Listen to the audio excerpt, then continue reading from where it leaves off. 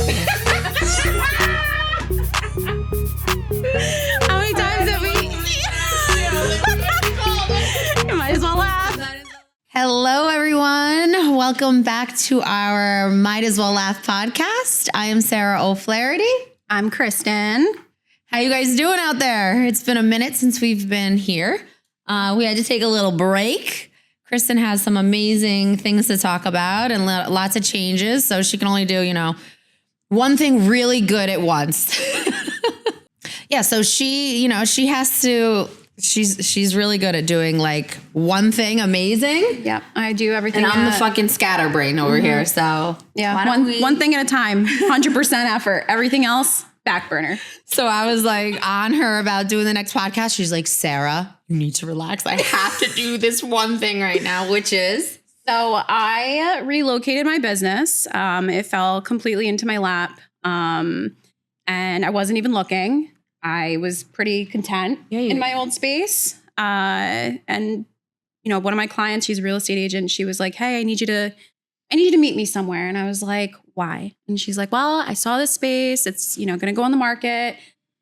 I walked in and I instantly thought of you. Like, you have to come see it. And I'm like, well, I have a whole year left on my lease. Like, she's like, Kristen, just come look. And I'm like, you know what? Me personally, so I am always keeping in mind that you miss every opportunity you don't take, right? Of course. And I'm always like, yeah, look into it. What's the worst that can happen? Yeah. It's not for you or you don't want to go with it. Like, that's fine. So I was just like, all right, whatever. I show up, I walk around. And that's the scariest thing too, right? Because when it's so good, you're like, it's honestly, it's a double-edged sword because like sometimes it really puts you in great positions and leads you to these like awesome challenges, opportunities. right? And yes, but then also it does present a never-ending feeling of just continuing to move and do and go and like never really being content. Yeah. Whatever. I struggle with it, but at the end of the day, I think it is mostly productive to have that mindset. So I show up and I'm like, wow, this is great. I love this. By the way, amazing. Like my jaw dropped when she sent me the video. And I might have been one of the first few people you messaged because of like the fact that you thought you were going to buy it or whatever. Yeah, I wasn't sure. The opportunity to buy it was an option and I'm not there. And when they were like, well, you can also rent, I'm going back and forth. And the crazy thing is like, again, I wasn't looking for it. So for me, I was just like, if it happens, that's how I know it's meant to be. So I kind of threw all these like things that I wanted the landlord to do. And I was just like, if he doesn't go for it, then it's not going to happen. Of course. And he messaged me back. He was like, yeah, done. Good. I'll get it all done. And I was like, yeah, but it's also one of those things where it's like, I'm going to make this freaking happen because this place is so amazing. Yeah. But I'm not going to lie. If he would have like not done the things that I wanted to be done in that space, and if things didn't happen as fluidly as they did, I probably wouldn't have gone for it. And that's crazy to me because again, I wasn't looking for a new space. So I was just kind of like, whatever. Right. But it literally fell into my lap. It like snowballed towards me. There was no way I could have avoided it. So, after he was like, okay, I'll get everything that you asked done. I was like, okay, great. Now I need to find someone to take over my space because I had a whole year left on my lease. I can't pay for two places at once. That's crazy. Right. And it all just worked out. One of my clients, and she's become a good friend of mine. She's taking over my old space.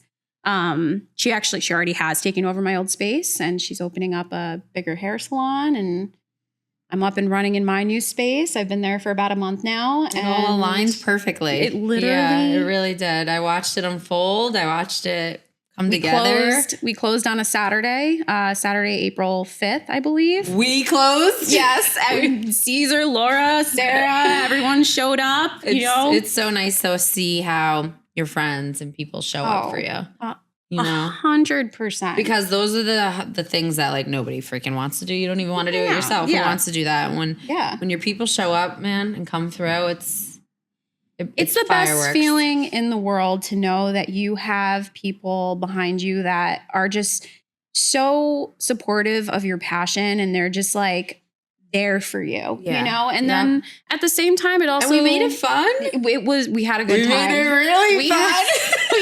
good time. There was wine involved. There was good laughs. The kids, the kids were running amok. It was just a really like, and then at one point when I got everything into the studio, like all my shit, I like looked around and I was like, I can't believe that I bought all this shit. Like I literally every single thing of furniture, machine, decor, whatever it is, I have bought this shit. And then I was just like, all right, we need to put it where it needs to go. Like, let's focus. Yeah. And it happened. So yeah, we're up and running. The space is absolutely beautiful. There's still a couple things that need to be done, little, tie up some loose ends, but we're up and running. Yeah. It's pretty cool. I'm proud of you. Thank Space you. is beautiful. Thanks. Like so beautiful. What's going on with you? Yeah. Well, so, I'm in this transition of life of just like not like really wanting change. Right. And then this is my salon that I've kind of turned into my Sagra headquarters. So we call it Sagra HQ, where we do the podcast and I still take clients. We do our meetings here. We have our photo shoots, and it's really where we do all of our shipping and, all the Sagra stuff is really just taking over. So it's really just, I feel like Angels is just like, yep. Angels is, coming to a soft end. Yep. I still will do hair. Sagra's taking over. Sagra Luxe and Sagra Beauty are taking over to the point where this is where I'll do all my education and my classes. Yep. My online course gets filmed here, and just all the. It looks really cute. Thank you. It's very loungy. It's coming together. I like it's coming together. I do. I'm going to start doing my Fit Lab stuff here, bring the ladies here, do the consultations, stuff like that, and incorporate the peptides and all that stuff. Like the health side of your business, right? Okay, wellness, gotcha. Yeah. So Sagra's always been, the vision has been beauty, wellness, and kind of just taking that vision and really figuring out what's going to work best for me. Yeah. Yeah. It's really coming to the point where, not that it's not hands-on, but like hands-on as like a stylist anymore or Do you think you'll ever stop doing hair? I want to say I don't have the answer to that because it's like so weird to say that, but I think eventually it will. Really? Like I'll do hair for the classes and stuff like that. Yeah. Models and stuff for the brand. Yep.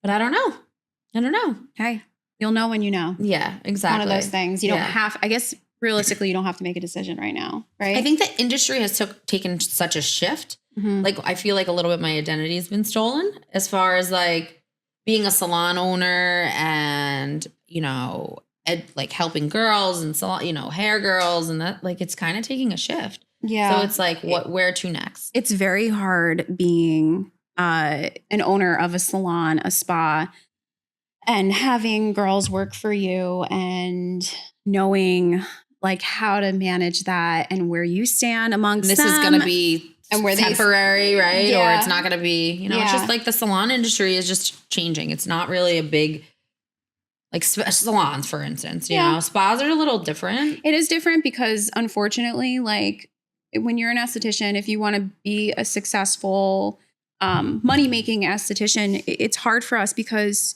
you need machinery, you need expensive product lines. Yeah, because we're not doing European facials anymore. Let's be honest. No. And like if people are, they're doing it at like these big spas. And like those are the people that really are just doing it for like relaxation. But like if people want corrective skincare, they are going to invest their money in these machinery, these like, really popular skincare brands that, these, I don't want to say influencers because influencers, I try to stay away from, I try to get people to stay away from them in terms of skincare because they're not pushing medical grade skincare on their followers, you know? Right. But people who want corrective skincare want to go to people who 100% know what they're doing. They're using the best of the best. And you get out of school, you don't have the money to invest in that stuff. Unfortunately. Like if you leave Kristen, you're silly.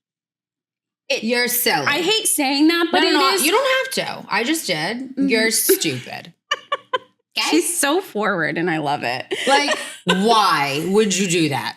I Why? don't know. And you have every laser machine, every freaking, from the hydrofacial to laser hair removal to micro. I have the microneedling machine. Blade, I have all the this, stuff. that, I have all the stuff. And you think you're going to go off in a studio and like do half the shit that, no way. And like, the thing is, being a lash artist, you can literally just walk into a studio and open up a lash studio. You can. Different. It's very easy. Good. You're gonna break your back and you're gonna die. Exactly. Okay. And I tell the girls all the time, I'm like, listen, if you want to do this for the rest of your life, you have to have variety in your schedule. You cannot just do skincare. Exactly. You can, but you can't just do one thing and be booked and busy and make an amount of money that's going to provide you an income where you can pay for a house, you can buy, pay for a car, do all the things that you want to do. Unfortunately, we live in a society where being a stay-at-home mom is very, very hard because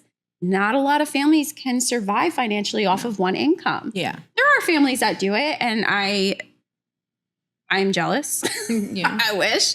No, you don't. But it's just, I know me personally, I want to be comfortable. I want to have a savings. If my tires all blow on my car, I don't want to have a panic attack because I'm like, how am I going to pay for that? God, you remember those days? I do. And I lived those years for a long, long time. Yeah. And I don't ever want to go back there, and part of having the girls work for me is I don't want them to be there either. Right. I want them to make the amount of money that they need to be successful, to be comfortable in life. So I just had a conversation with them this week because I really don't ask for much as a business owner. I want you to show up and do your job the right way. Okay. And I want you to take pride in the studio that you work in. Yes, it's not yours. But if it's the place you're spending 40 plus hours a week, treat it like it's yours, because that one mindset, day you might have yours. You might have yours, but that mindset of taking pride in your workplace trickles into everything how you portray yourself to your clients. Of course. You know what I mean? When I worked for Amy, I always cleaned. I always made sure that it was presentable. Like, so what? It's not mine. My clients are still coming in here. Of course. You know what I mean? It's not technically my business, but it's my space that I'm operating in. So like, I had a conversation with them and I was just like, I don't give you guys limitations. I let you guys learn whatever service you want to learn. You guys the sky is the limit. Just take some pride in your workplace, keep it clean, do the things that you're supposed to do. And I will be happy as anything. And I will give you pretty much whatever you ask for. Correct. And that's how I am. And, there are not a lot of people like that own businesses. They don't do that for people. And yeah, I think majority of my girls are very grateful for me, and I'm also grateful for them. I think we have a really good team now. Finally, it's been a little bit of a road to get here, but we're here. And my biggest thing lately is I think I'm kind of waiting for the shoe to drop, which I hate that. You know what I mean? Shoe to drop. Like never heard is it that the ball? One. It's the ball. It's the ball. Is it the shoe? Shoe to drop? No, it's drop the ball. I'm mixing up sayings. Yeah, you might be. Whatever. I'm waiting for the ball to drop. Yeah, there you go. I guess. Let's just go with that. I'm waiting for the ball to drop. Oh. And I hate that feeling, but I think that is part of what we do. We gotta, we just gotta be okay. You gotta be comfortable with being uncomfortable. That's it. So one of the questions on your thing today. Oh yeah, I posted on my story yesterday. How did you become the guru skin artist from lash artist? Okay, so I posted on my story last night and asked, what should we talk about? And I got a bunch of really good questions and topics to talk about. And one of them was, how did you transition from being a booked and busy lash artist to like a skin guru? Because I think you answered it honestly before. Yeah, just before. Well, we talked about it in the last episode too a little bit. Like I knew Amy wasn't going to be able to invest in all that stuff. And, I kind of started small and then grew a team and, invested and blah, blah, blah. But realistically, lots of education. Yeah. I think you love it. I see so much passion behind you on that. I love revising skin conditions. I love seeing someone's skin, taking a picture, and then seeing them a couple more times, and then taking another picture and comparing them and being like, oh my God, I did that. Yeah. And that's like with science. That's with communication. That's with consistency. And them listening and them being. Yes. And you know, in the beginning, it was like, I just wanted whoever, I just wanted any client that I could get, because that's how it is in the beginning, you know. And at that point I was an esthetician for like 6 years. So like still 6 years in, and I'm still like, I'll take whatever client I can get, because I'm transitioning into a new category within my career. And now I'm finally getting to the point where I'm like, okay, I will help you with your skin, but you have to do 50% of the work. And if you can't do that, I can't take you as a client. And since I've been like that, I've noticed I'm getting the right clients, the ones that are going to provide the results, because they know this isn't just my work, my efforts, it's theirs too. Right. And I just love I love the partnership between myself and my skincare clients, because it really is like a journey. And I've been there too, where, you know, when I was younger, my skin was terrible. I had really bad acne, and, you know, I've gone up and down with it throughout my adulthood. So I can relate to them, and I know what it feels like to look at your face in the morning and be like, oh, yeah, so ashamed and so embarrassed. Yeah. And try to cover it up with makeup and like, yeah. I know what that feels like. And I also know what it feels like to look in the mirror and be like, wow, my skin looks really good. You know, so like right now, it looks like a glazed donut. Well, you know, I put some products on in the morning and at night. But yeah, I still love doing lashes. I love doing brows. I love doing makeup. I think one thing about me is I love having variety, and that is the kind of artist that I am. Yeah. I think that varies from person to person. You know, some people are like in that niche situation and niche down to like what they, you know, want to do and what they want to do only. I think that's what this industry has kind of changed into. Yep.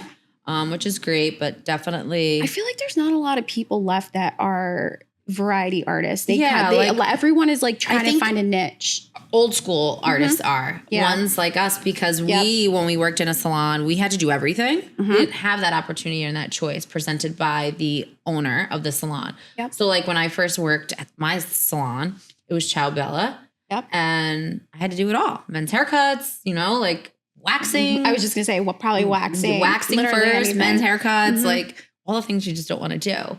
Yeah. Like, you know, I remember when the brow wax can turn into a haircut, and a haircut can turn into a color client, and a color client can turn into a hair extension client. Which is what they don't understand. Just, you know, the girls here used to be like, I don't want to do a men's haircut. I don't want to do this. I don't want. I'm like, you're literally closing out opportunities. That's it. That's it. You know, I remember when I started doing weddings for Heaven on Wheels, my mom booked me a wedding. I forgot that you used to do that. Yeah.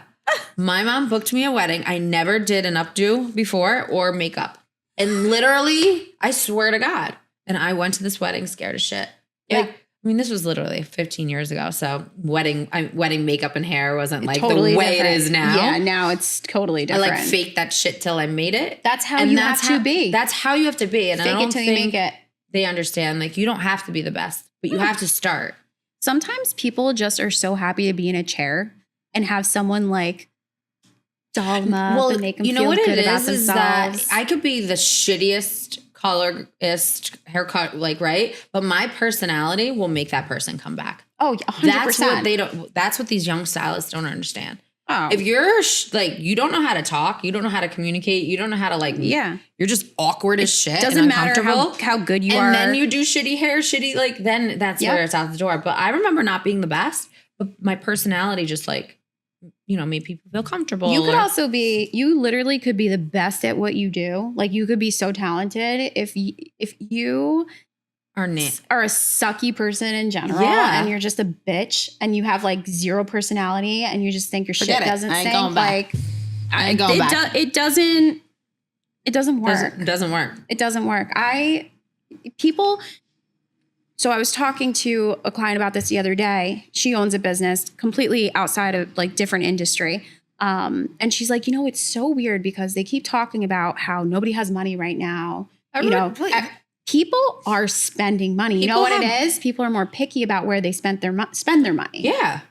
They do their research. I don't care what anyone says. People have money. People are spending. My business is thriving. The wealthy right now. has money, and there's a lot of them. And people, not even just the wealthy, like middle class, they have money. Oh yeah. But people are going to research more.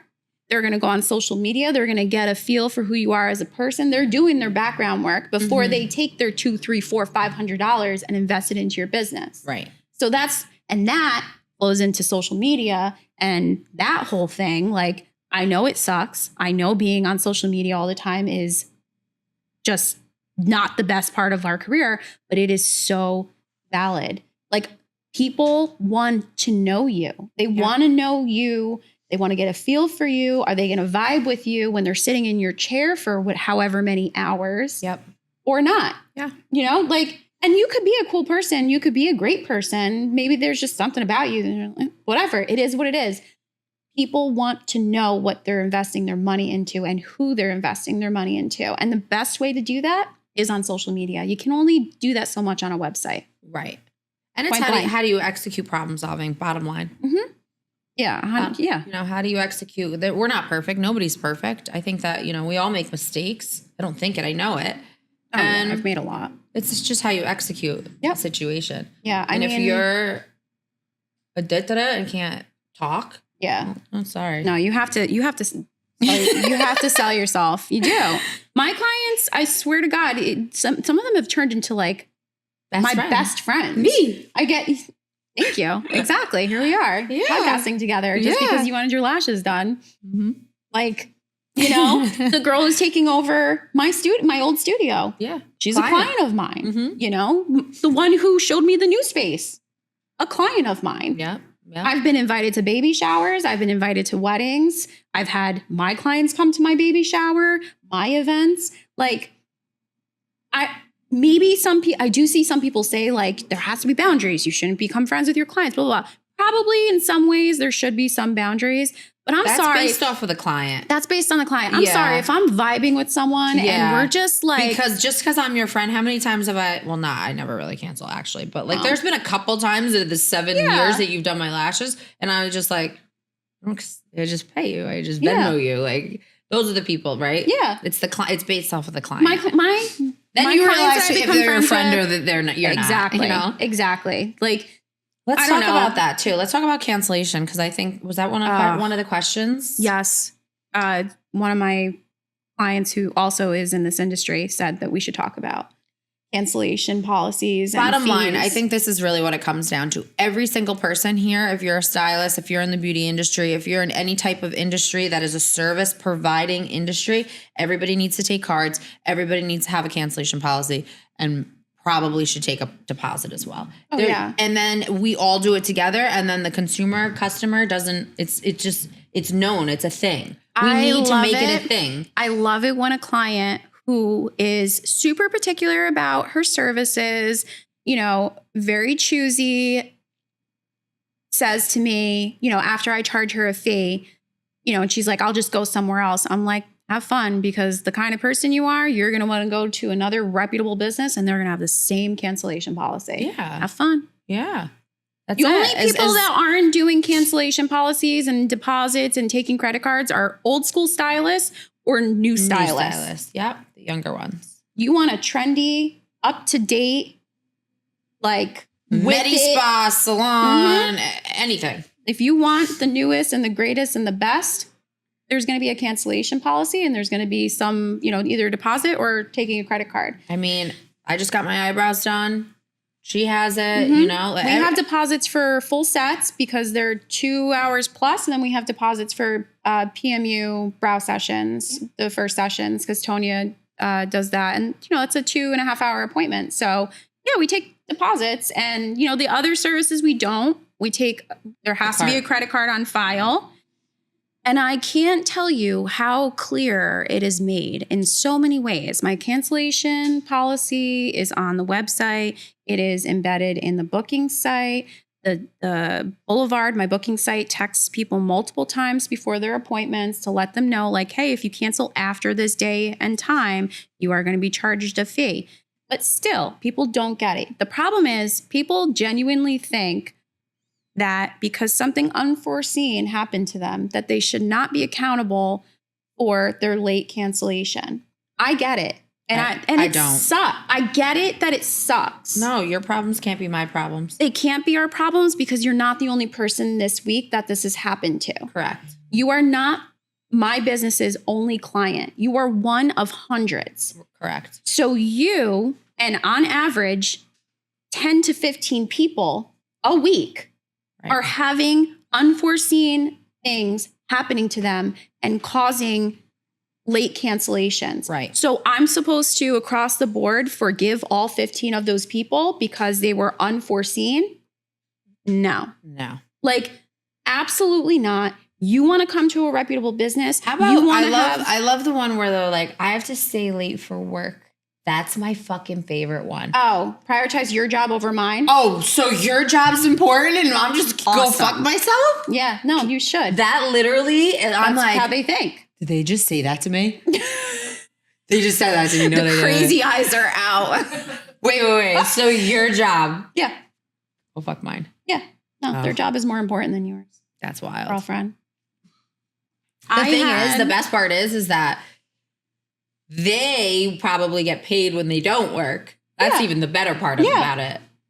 Or you know what sucks because you're the business owner and I'm the business owner. They think that because like we're the business owner that we're still getting paid. Like, yeah, sure, my other artists are making my business money. But you know what? I have like 2 or 3 people. That goes to rent. That goes to this. That goes to that. Yeah. And I have 2 or 3 other people that would have loved to have your appointment. So now I have to eat it. And now those other people are not in my slot. So no, I'm not making the money that I was supposed to make. Yeah. That's not fair. And then it's like my cancellation, I'm reasonable. Like I'm not like cut and dry with it. And some people are, and I don't think it's wrong either way. I do like kind of waive things here and there. I'll be a little bit understanding. Instead of charging 100%, I'll charge 50, or I'll charge 100% and then apply 50% of it to the next one. Yeah. You know, there's ways that I work with people and they're just like, I can't believe she's charging me a fee because I'm in the hospital. You know how many other people went into the hospital this week? You're not the only one. I know. About 4 other people this week ended up in the hospital, or their kids. Mm-hmm. I'm sorry. I'm not saying that I don't care. Right. But the problem is you are not the only person that this happened to for my business. Mm-hmm. And if I eat that every single time, I will lose thousands of dollars a month. Those thousands of dollars pay my bills, keep my girls around. You know, that's another thing too that pisses me off. Like I have a really solid team of girls that are very talented, that work really hard, and they're busy. Right. How am I supposed to tell them, you're not getting paid today? You're telling me that like you would love my studio if I had a bunch of schleps working there. Yeah, that I just didn't pay because they're not worthy of cancellation fees. Like that it just pisses me off. I wish people would be a little bit more understanding and just know that I'm not charging the fee because I want to sit on my ass and get paid. It's like, no, I would have much rather have you here and provide a service to you. But the problem is I have other people that want these appointment times. So now with 2 hours of notice, 3, whatever it is, I can't get that person into that slot. Right. I'm charging because my time is valuable and I've earned that. Yep. You don't get to take that away from me. And the fact that you think that you should, fuck you. I hate that shit. It drives me nuts. That's just me being real. We're so passionate about this part. And you know what? I bet you every stylist that is watching, they're like, hell yeah, tell them, sister. Like, because it sucks. It's the worst part of our job. Especially when it's like 3 or 4 a week or 5. It's like, oh my, just that. I feel like when one starts, it's like. Oh, it's like a snowball effect. It's just multiple people. It always happens in like a cluster. But yeah, so. It's gut wrenching, actually. Oh, I'm hyped up right now. I don't know if it's like the 7 shots of espresso in my coffee or. Ew. Really? I would have an instant headache. Really? Yeah. Oh, it has to be like mostly espresso, a little bit of milk, and then some sugar. Okay. It all hopped up.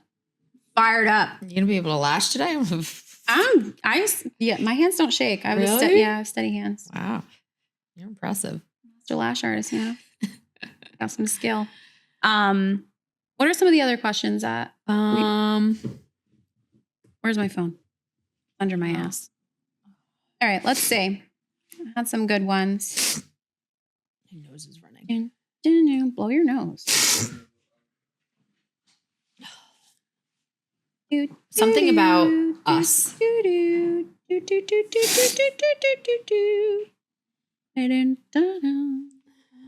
am I doing? Am I okay? Make more jokes. Be funny. I just said a bad word. You did. You did. Okay. I said bad words. I said that word. That's crazy. That's crazy. All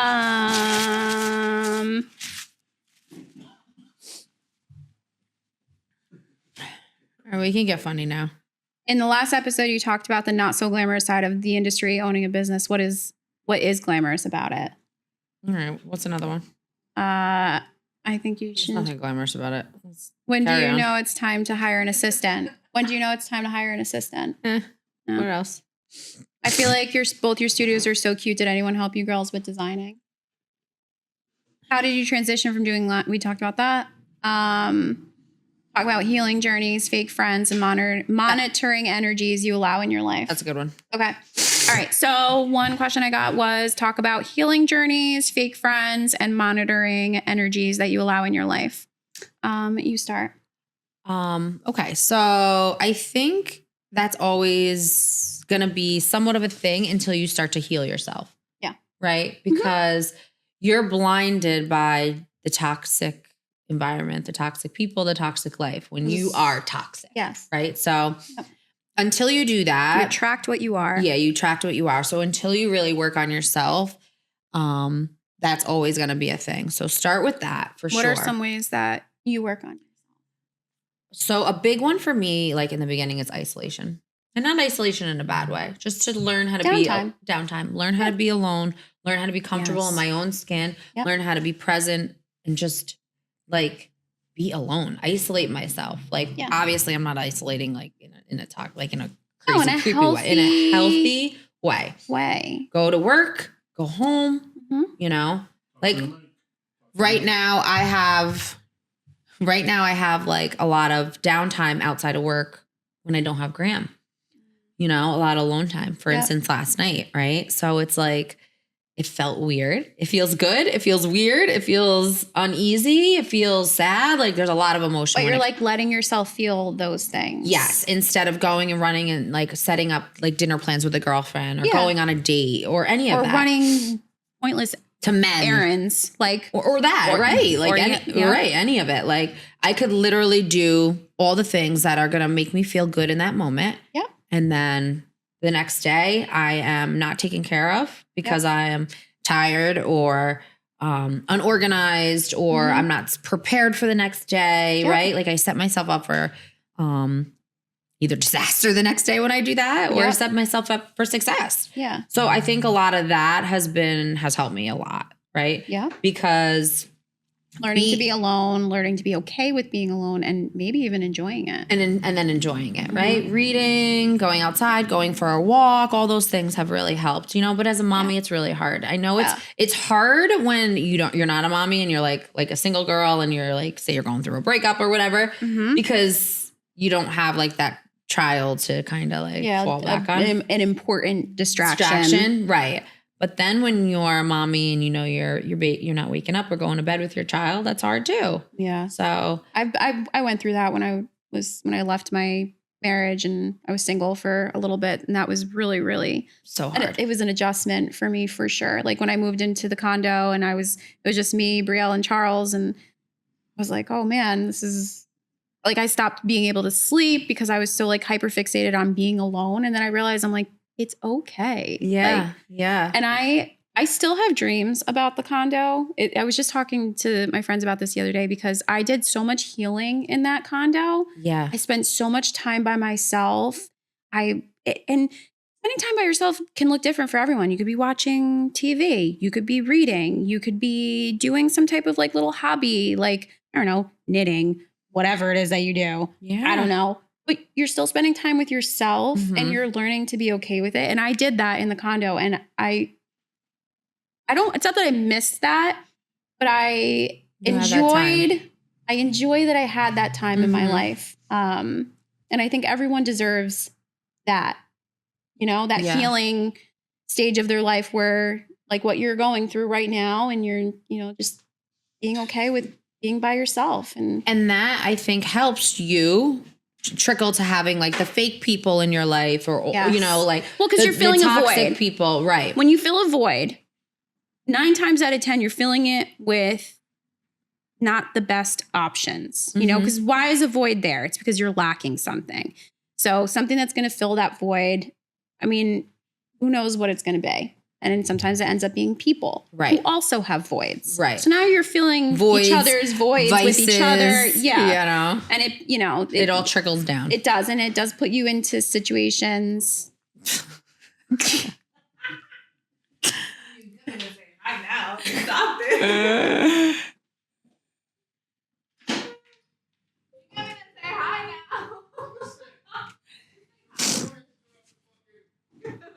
The fucking. Hi. How are you? Hi. Hello. Hello. What's up, bro? Look at you guys. Yeah. We're just closed. We're just locking the shop. No, we gotta. We're just gonna 11 o'clock. And some fucking filming. Yeah, we're gonna start to have a porno in a minute. Yeah. I use a much smaller camera. I'm dead. Yeah. He's like, whoa. He saw his face. Caesar, don't put that in the podcast, okay? Yeah, so I think that helps. That trickles down into your worker life, your work environment, right? Like how to. I said in the last episode that I learned so much about myself through business owning. I obviously learned a lot about myself when I, focus on myself at home, but like the better you are as a person, the more content you are as a person, the more you love yourself as a person, like you're saying, it is going to trickle into how you treat others, how you just function as a human being throughout your day. I mean, if you're a working woman, man, whatever, you're busy, right? You've got to make tough decisions all day. You've got to, sometimes you're sleep deprived. Life is stressful. Right. For most of us. Yeah. Okay. So if you can just know in the background in your head, if you're just like content, you're a happy person, all those things are going to be easier for you. If you're just feeling good about yourself and life in general, everything else falls in line. So I read the book, The Let Them Theory. I need to read that. That has really helped me out so much. I have so many clients that have read it. Because it's let them and let me. So there's like 2 theories, and it's really helped with Mel Robbins. I gotta do. Yeah. See, I'm in a spot in my life where I'm not like really taking care of myself too much, but I know it's temporary, and I'm just kind of like, pushing through. But I have a list of things that I want to do when I do get to that point. I want to read a little bit more. I did start going back to the gym last week. Yeah. Well, I think it doesn't have to be like all these things you like list, right? It's just like. It could literally be 15, 20 minutes a day where you're like, I'm going to take 15, 20 minutes to do something that makes me happy, that gives me peace, that calms, because we're always fight or flight, right? Like we're just go all day. Yeah. You got to slow it down a little bit. And it could just be 15, 20 minutes. Right. And I think the easiest, or not the easiest, the best part about when you get to this place in life is it definitely helps you with the pain and the hurt from all the fakeness, the industry can be fake, the people, and like everything, it comes with a lot of toxic. It comes from a lot of like hurt people at the end of the day. I know. Yeah. And it's like. People will be all up in your face like, you're so great. You're amazing. I love you. Right. I got you. And then you turn around and they're like, fuck that bitch. Right. She sucks. Actually, I hate her. I mean, you experienced it literally. I did. Like, yeah. Or like the bulliness behind your back and how bad we suck. Yeah. But like to our faces, I love you so much. Yeah. I mean, I have text messages. I know. And text messages. Yeah. And more text messages of how great of a person I am. Yep. But I'm and you know what the best thing is when it, falls through and you come to you have like a come to Jesus moment where you're like, holy shit, that person fucking sucks. it's like everything else starts coming to light. They're, other people are like, oh yeah, by the way, I should have told you this. Oh, I know. And I'm like, thanks for that. But yeah. I get why you didn't tell me, whatever.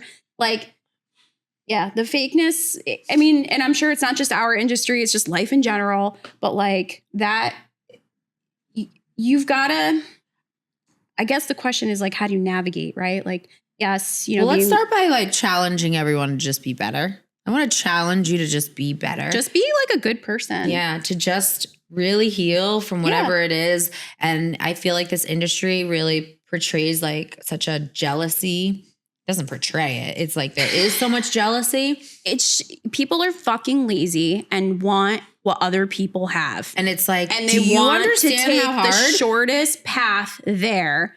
And then when they realize their short path sucks, they're like, who do I blame? Oh, I'm going to blame this one. I'm not going to blame myself because it's not my fucking fault. Right. Like, yeah. Oh, and then like Sarah's so mean because like, I'm like. You can be mean. I don't care. I don't care. You're mean. I didn't get anywhere in life with things being handed to me. I need to be meaner. Yeah. No. There's just like, no, like, I don't care. Like I'll like being nice got me nowhere. No, I know. Because I am no. I am nice though too. No, you are. I'm really freaking nice. And I get walked all over. But I feel like you're one end of the spectrum to the other. Yeah. There's no middle ground. No, I'm fucking nuts. No in between. Or I'm just like. Have you guys ever met these people that like have everything and everything does get handed to them? And they have like the perfect life. And everything just works super perfect. I don't really know anyone that has like just everything handed to them and everything's perfect and everything is awesome. Like I don't know many people like that, but if there are people out there, I see a lot of like the younger generation where that's happening now. Like, you know what I mean? Like the younger. Well, you know what? I think like their mommies and daddies do everything. Like I was out of the house when I was 17 years old. It's not our generation. It's going to be the next, like maybe not the next one, the one after that. There's going to be a lot of that. Yeah. A lot of people that had like their whole college, career, whatever. Like these kids are driving like BMWs and Mercedes. No, I know. Like what? I had a girl come into the studio the other day. I'm waxing her eyebrows. I'm like, I didn't even think about how old she was because I just didn't. Because you thought she was like 25 because she drove a Mercedes. Chick was 14. Cutest little thing. Beautiful volume lashes. She had like cute clothes on, cute pair of sneakers. I'm like, this bitch got dropped off because she can't drive. I'm like, I would have never known. Like, because she started talking about high school and I was like, how old are you? And she's like, oh, I'm 14. I was like, yeah, it's wild. Yeah, I don't know. Awesome. Our generation, we had to grind. Oh, yeah. We were just talking about that. When I was 16, I was babysitting on the weekends. I was working at GameStop selling gamer cards and I was doing whatever I could to make an extra couple bucks. I used to have to roll up coins to buy sneakers, like quarters and like. Yeah, I didn't. My parents. Like, do you remember the big like water jugs? My parents put like quarters and stuff in there. And then at the end that of the year, vacation money.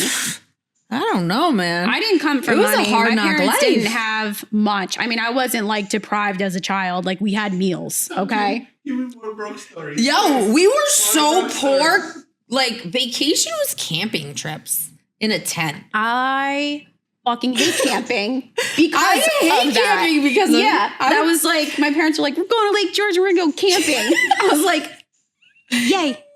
No.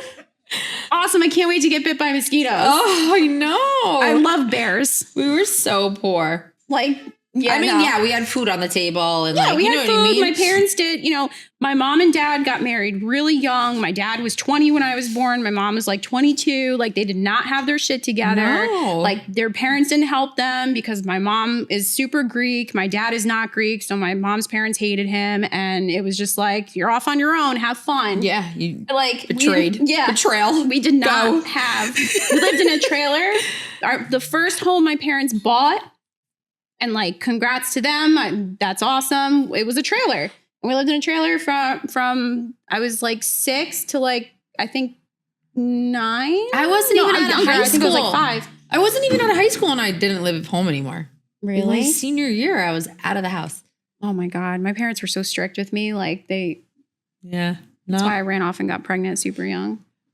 Well, I was out of the house and I wasn't pregnant, so I don't know what happened to you if you were home and got No, pregnant. my parents my dad was super strict with me. So Super strict, so you got knocked up. Okay, Yeah, that makes zero sense. No, he was super strict. I met this guy who was like, had tattoos, shitty car, smoked weed. And I was like, oh, my dad's going to hate him.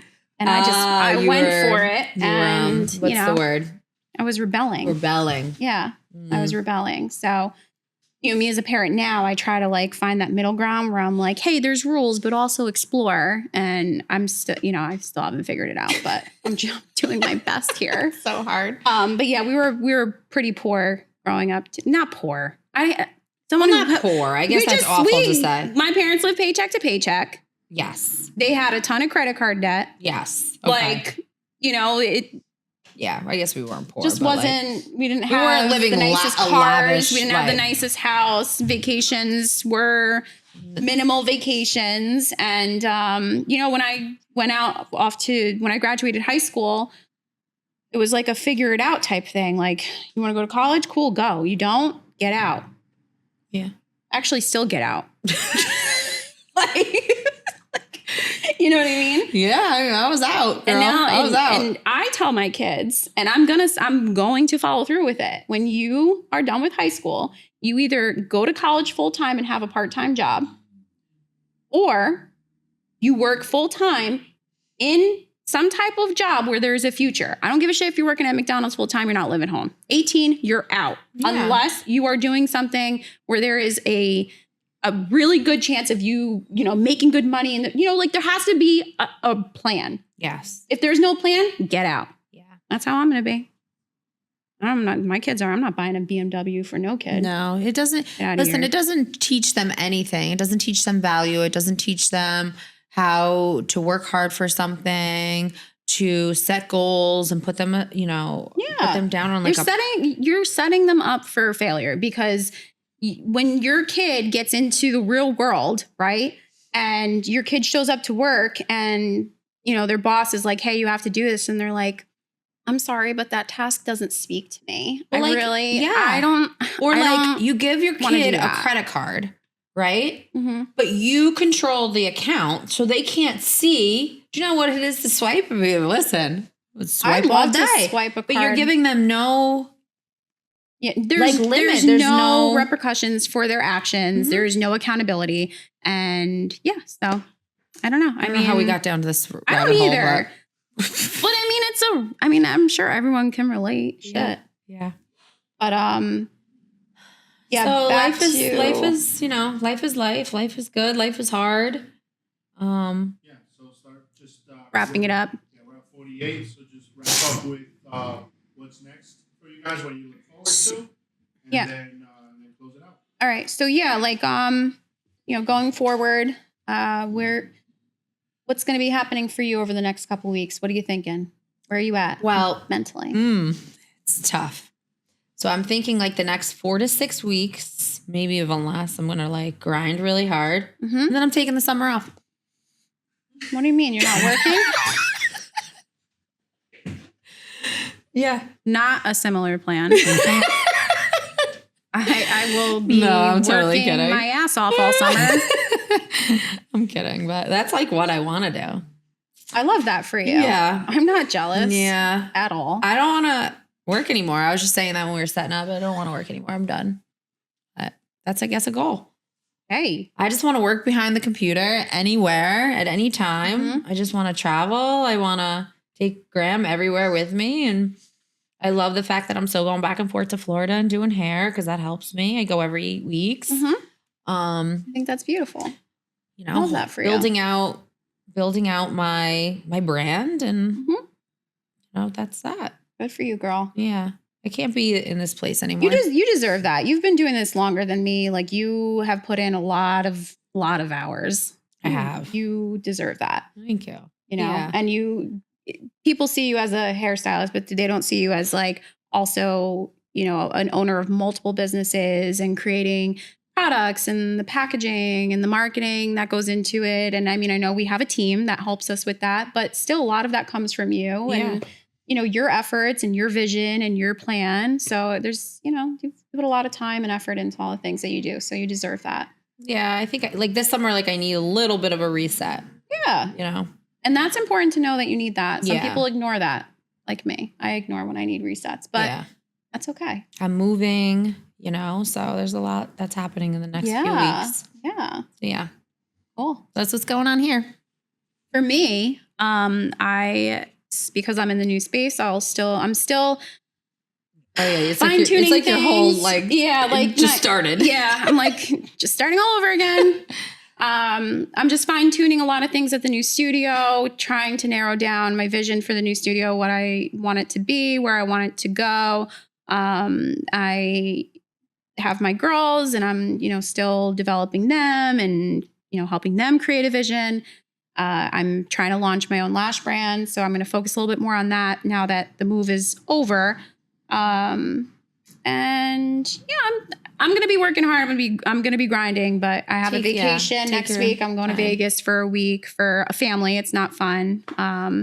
It's going to actually be a relaxing Vegas trip. We're staying in an Airbnb and then we're doing another one in July. So I will have downtime this summer. Yeah. Make sure you put yourself first. I will. I know you struggle that. I do. And because I've said before, July will be 5 years I've owned a business. And when I opened up Lashing Out Studio, I said to myself, I will put 5 years into this business and I will give everything I have and more towards this business. But at 5 years, I am going to look at my business, see what it is, accept it for what it is, and that's what it's going to be. Mm-hmm. And I really think I'm going to follow through with that. Mm-hmm. So I do feel this little bit of pressure right now because I'm like, all right, I just want to get a couple more things done until the 5 year mark. But yeah, at 5 year mark, I'm going to be proud of my business and what it has become.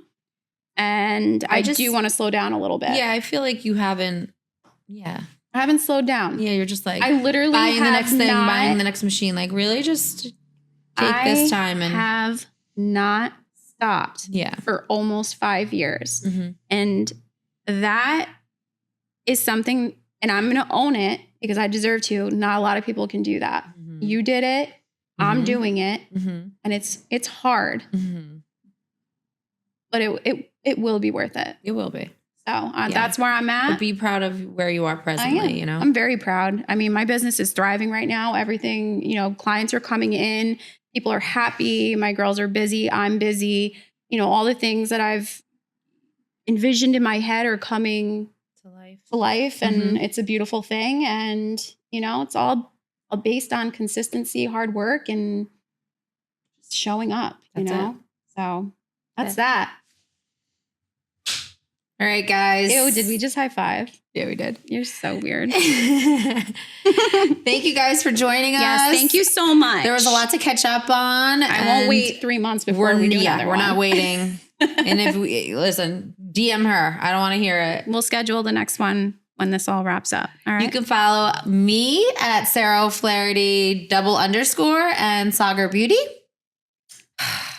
You can follow my Instagram is hard to. Kristen Kane Aesthetics. It's Kristen Kane Aesthetics, but there's only one E. Yeah, Caesar.